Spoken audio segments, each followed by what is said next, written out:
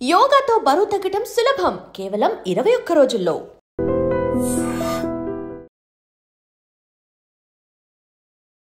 శ్రీకాకుళంలో దారుణం. బంగారం వ్యాపారి గుప్తా హత్య కేసు మిస్టరీ వీడింది.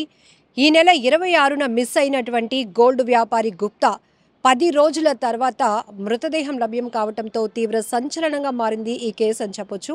సో ఈ కేసులో సినిమా స్టైల్లో డ్రైవర్ సంతోష్ వేసినటువంటి స్కెచ్ వింటేనే విస్తుపోయేటటువంటి వాస్తవాలు వెలుగు చూశాయి.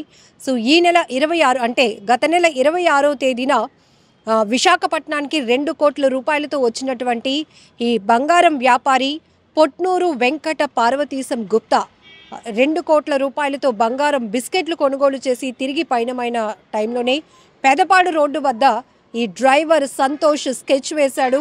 మరొక కార్ డెక్కర్ ఓనర్ అయినటువంటి రాజు, మణికంఠ ముగ్గురు కూడా ఈ వ్యాపారిని హత్య చేసి అతని దగ్గర ఉన్నటువంటి 2 కోట్ల రూపాయలు విలువ చేసే బంగారు బిస్కెట్లతో పాటు అతని దగ్గర ఉన్నటువంటి మరికొంత నగదును కూడా అపహరించుకొని పారిపోయారు.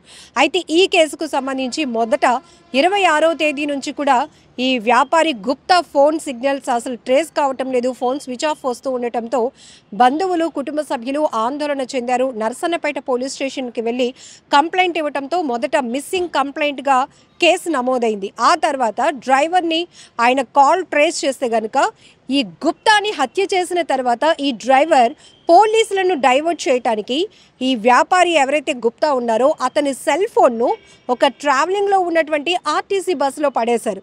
సో అది అటు అటు దాని సర్వీస్ రోడ్లో వెళ్తున్నంతసేపు కూడా సిగ్నల్స్ వేరే చోట ట్రాక్ అవుతూ వస్తుంది. ఆ సెల్ ఫోన్ సిగ్నల్స్ బేస్ చేసుకొని ట్రాక్ చేసినటువంటి పోలీసులు కాల్ హిస్టరీ తీశారు. కాల్ రికార్డ్ తీస్తే డ్రైవర్ సంతోష్తో ఉన్నటువంటి ఆ కాల్ లిస్ట్ ఏదైతే ఉందో అతన్ని ఫస్ట్ పట్టుకున్నారు. సంతోష్ని విచారించిన కోణంలోనే అతనితో పాటు ఒక కార్ డెక్కర్ నిర్వహిస్తున్నటువంటి రాజు, అలానే మరొకడు మణికంఠ ముగ్గురు కూడా స్కెచ్ వేసి అతన్ని హత్య చేసి తర్వాత వాళ్ళు అక్కడ ఏదైతే అతని నుంచి తీసుకువెళ్ళిపోయినటువంటి బంగారాన్ని నరసన్నపేటలోనే ఒక గోల్డ్ షాప్లో వాళ్ళు తాకట్టు పెట్టి 1,60,000 రూపాయలు తీసుకొని ఆ డబ్బుతో ఈ ముగ్గురు కలిసి తీర్థయాత్రలకు వెళ్ళిపోయారట. సో మొత్తం ఏం జరిగింది, ఎలా ప్లాన్ వేశారు, ఎలా అతన్ని హత్య చేశారు, హత్య చేసిన తర్వాత అతని మృతదేహాన్ని పెదపాడు రోడ్ సమీపంలో ఉన్నటువంటి ఒక పెద్ద గడ్డలో పడేశారు. ఈ విషయాన్ని పోలీసుల ఇన్వెస్టిగేషన్లో భాగంగా ఈ నిందితుడు ఎవరైతే సంతోష్ చెప్పడం వల్ల ముమ్మరమైనటువంటి గాలింపు చర్యలు కూడా ఆ గడ్డలో కొనసాగాయి. ఎందుకంటే ఇప్పటికే వాతావరణ పరిస్థితుల దృష్ట్యా ఎక్కువ శాతం గడ్డలో నీరు చేరటంతో మృతదేహం కనుగొనడం కూడా పెద్ద టాస్క్ అయిపోయింది. ఆ తర్వాత గ్రాడ్యువల్గా ఆ గడ్డలో ఉన్నటువంటి నీటి శాతాన్ని తగ్గించడం వల్ల ఆ మృతదేహం బయటికి వెలుగు తీసేటటువంటి పరిస్థితి వచ్చింది. సో ఆ తర్వాత ఈ మృతదేహాన్ని చూసినటువంటి బంధువులు ఇది ఖచ్చితంగా గుప్తాదే అని కూడా గుర్తించారు. మరొక వైపు ఇటు పోలీసుల ఇన్వెస్టిగేషన్ కొనసాగుతోంది. మొత్తానికి ఈ గత నెల 26న నమోదైనటువంటి మిస్టరీ కేసు ఏదైతే ఉందో ఈ మిస్సింగ్ కేసు కాస్త మిస్టరీగా మారింది. మృతదేహం లభ్యం కావటం, నిందితుడు డ్రైవర్ అయినటువంటి సంతోష్ నుంచి అనేకటువంటి విషయాలు పోలీసులు రాబట్టడంతో ఎట్టకేలకు 10 రోజుల తర్వాత ఈ కేసు క్లోజ్ అయిందని చెప్పొచ్చు.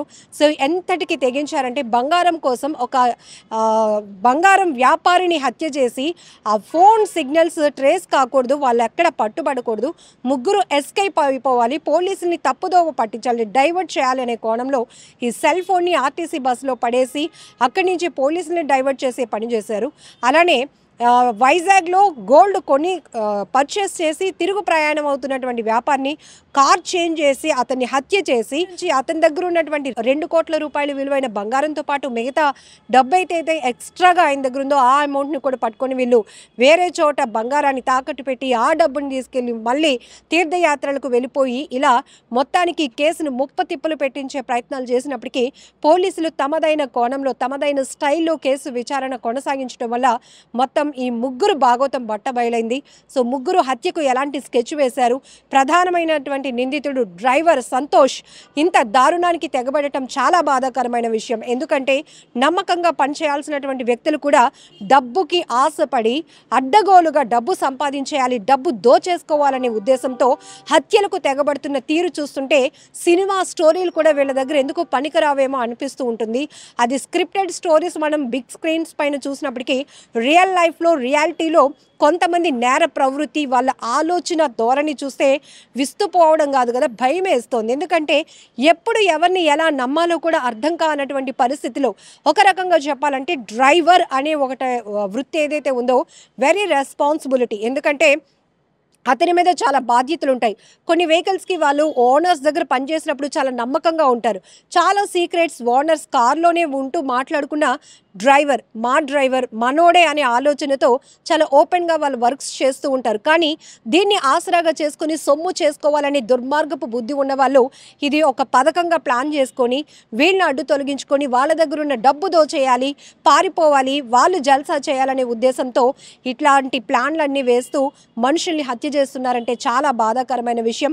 మొదటైతే గనుక నరసన్నపేటలో ఈ ఘటన తీవ్ర సంచలనంగా మారింది. ఎందుకంటే ఒక వ్యాపారి మిస్ అవ్వడం అనేది చాలా కుటుంబ సభ్యులకు ఎంత ఆందోళనో, బంగారు వర్తక వ్యాపారులంతా కూడా ఒక అసోసియేషన్గా ఫామ్ అయ్యి ఆందోళన వ్యక్తం చేశారు. ఈ కేసుని ఛేదించండి, అసలు ఒక వ్యక్తి బంగారం కొనుగోలు చేయడానికి ఒక పెద్ద అమౌంట్తో ఒక వేరే జిల్లాకి వెళ్ళిన వ్యక్తి ఇప్పటికీ తిరిగి రాలేదు, అతను ఫోన్ పనిచేయటం లేదు, ఏమైందో కనుక్కోండి అని పోలీసుల మీద కూడా అంతే ప్రెజర్ పడింది. సో ఈ కోణంలోనే ప్రతి ఒక్కరూ తీవ్రమైనటువంటి ఆందోళనలో పడిన నేపథ్యంలోనే ఇది మిస్సింగ్ కేసు కాదు, మర్డర్ కేసుగా తెలిసిన తర్వాత ప్రతి ఒక్కరూ షాక్ అయిపోయినటువంటి పరిస్థితి.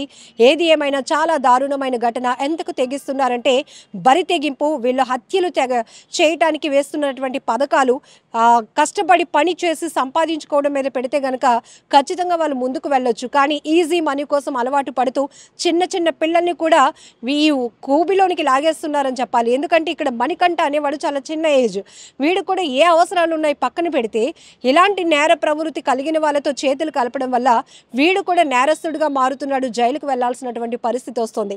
సో ఇక్కడ ఒక కార్ డెక్కర్ రన్ చేస్తున్నటువంటి వ్యక్తి హ్యాపీగా లైఫ్ లీడ్ చేయొచ్చు. సో రాజు అనే వ్యక్తి కూడా ఇందులో పార్ట్ అయి ఉన్నాడు, మణికంఠ అనే వ్యక్తి పార్ట్ అయి ఉన్నాడు. ప్రధానంగా డ్రైవర్ దుర్బుద్ధి వల్ల ఒక వ్యక్తిని హత్య చేసే కోణంలో ముగ్గురు నిందితులుగా మారినటువంటి పరిస్థితి కనపడుతోంది.